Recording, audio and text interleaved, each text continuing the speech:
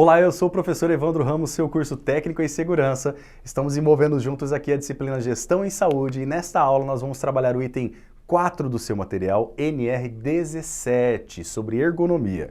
E vamos falar sobre o item 4.1, conforto e nível de iluminação. A NR17 é uma NR extensa, muito importante para se analisar em detalhes, porque literalmente ela traz vários parâmetros importantes que devem ser casados também com a norma de higiene ocupacional da Fundacentro, a NHO 11, ok? Nesse sentido, sempre que a gente fala de ergonomia, a gente sempre pensa nos aspectos ambientais do ambiente de trabalho. Iluminação, nós pensamos também no conforto térmico, ar-condicionado, circulação de ar, na limpeza, nós pensamos também no conforto em relação a cadeiras e mobiliários e ainda existe as questões relacionadas ao estresse no ambiente de trabalho. Então, de maneira em geral, existem parâmetros existentes na NR17 que dizem respeito, por exemplo, à iluminação, à luminosidade no ambiente de trabalho. E esse quesito de luminosidade no ambiente de trabalho, ele parece ser um fator primário, mas ainda são estabelecidos parâmetros na NR17, que determina a quantidade mínima de iluminação, para literalmente favorecer um conforto visual para o trabalhador no ambiente de trabalho. O que a NR17 trata sobre a luminosidade no ambiente de trabalho? Ela trata lá no seu item 17.5.3 que em todos os locais de trabalho deve haver iluminação adequada, natural ou artificial, do sol, por exemplo, geral ou suplementar, apropriada e de natureza àquela atividade.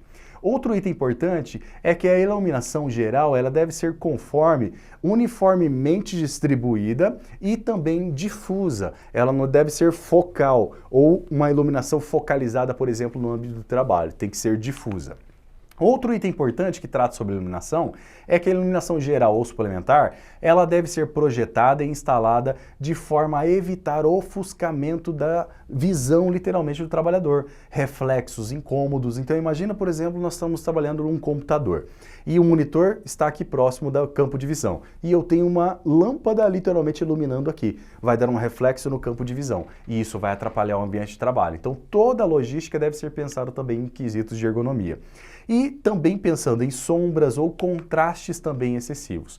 Uma boa iluminação no trabalho, literalmente, ela poderá reduzir riscos de acidente de trabalho. Por isso é importante aliar o nosso trabalho de prevenção na segurança do trabalho e na saúde com os quesitos da NR17 de ergonomia. O campo de visão ele fica claro e, obviamente, o trabalhador ele consegue perceber-se mais rápido quando há algo errado ou ainda uma situação de perigo não percebida anteriormente. Existe um aparelho de medição que chamamos de luxímetro, existem vários modelos e várias marcas disponíveis no mercado para fazer a avaliação da quantidade de iluminação que chamamos de lumens, ok? E nesse sentido, os métodos de medição de níveis mínimos de iluminação, eles devem ser observados nos locais de trabalho, que são aqueles que estão estabelecidos na norma de higiene ocupacional número 11. Anota isso porque temos um detalhamento de como executar a medição nessa norma e é importante você fazer a consulta nela. NHO 11 disponível também no site da Fundacentro. Ela vai tratar sobre a avaliação dos níveis de iluminamento em ambiente de trabalhos internos. Essa é a norma e a partir dela nós vamos ter o parâmetro de como executar a medição, a avaliação de luminosidade, ok? E o critério de avaliação é literalmente o critério adotado nessa norma para avaliação de nível de iluminação é a medida ponto a ponto nas diferentes tarefas que vão ser executadas naquele ambiente de trabalho e também a comparação de valores mínimos exigidos na norma, ok? Correspondentes ao valor de iluminância para as tarefas adequadas do quadro ponto 1. Então o próprio anexo da NH11 e da NR17 ela traz alguns parâmetros para a gente utilizar como base, como requisitos mínimos e é permitida uma tolerância de 10% abaixo do valor que esteja aqui na norma. Ok? O ambiente de trabalho deve ser iluminado mais uniformemente possível e a iluminância média de um ambiente de trabalho deve ser obtida conforme estabelecido no anexo 1, onde trata sobre o passo a passo de como fazer a medição, ok? Caso uma tarefa específica não esteja apresentada no quadro 1, o valor de iluminância mínimo exigido deverá ser obtido por associação das tarefas que estão sendo realizadas na prática com as listadas que estejam no quadro 1, ok? Então aqui um exemplo dos níveis de iluminamento, o ELUX, literalmente no quadro 1 da NHO11, onde apresenta os níveis mínimos de iluminamento, por exemplo, por tipo de ambiente ou tarefa e atividade. Eu tenho uma área de circulação, por exemplo, e corredor, a quantidade de lux mínimo que deve ter ali, que são 100, e também um índice que é 40 na observação. Entradas e saídas estabeleceram uma zona de transição para mudanças também bruscas. Então entenda que a própria norma trata, nós estamos no ambiente, eu vou passar desse ambiente para um outro ambiente. Não pode haver uma mudança brusca de iluminação, porque isso vai dar uma refração literalmente visual e pode causar um acidente. Ok?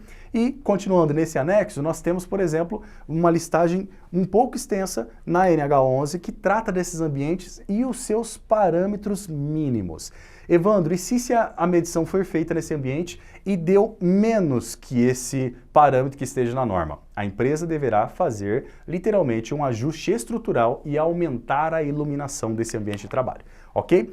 Bom, o anexo 1 ele está disponível dentro da NH11 para você fazer a consulta. Existe um nível de detalhamento importante e é importante que você siga todos esses requisitos quando for fazer esse levantamento de iluminamento, ok? E esse anexo 1 ele estabelece os procedimentos para verificação de iluminância nas áreas internas também e entre áreas retangulares.